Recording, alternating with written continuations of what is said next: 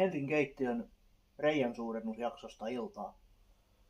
Olen kuullut, että eräällä ryhmäläisellä on tällainen useamman reiän suurentamisoperaatio edessä. Ja sehän ei ole niin simppeliä kuin äkkiseltään luulisi, että otanpas isomman poranterän ja teen vain isomman reiän. Ongelmaksihan muodostuu se, että kun yritetään suurentaa, niin sehän lähtee pyörimään eikä se suurenna sitä tasaisesti, koska se poranterä ei keskity.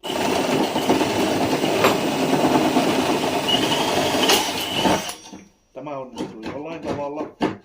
Sattui olemaan sen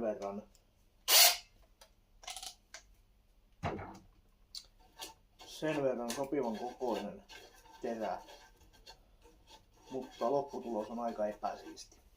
Mutta se millä tämä ratkeaa, mikä helpottaa, niin tehdään ohjuri, myös sapluunalla tunnettu. Otetaan se terä, joka on sen suuremman reiän kokoinen, jollaisia halutaan tehdä.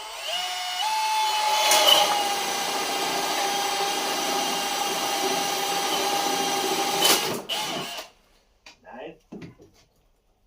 Meillä on valerinpalanen, joka voidaan sitten siihen vanhan reiän päälle kohdistaa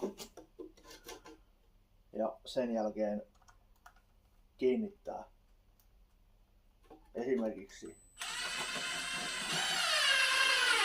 parilla ruuvilla.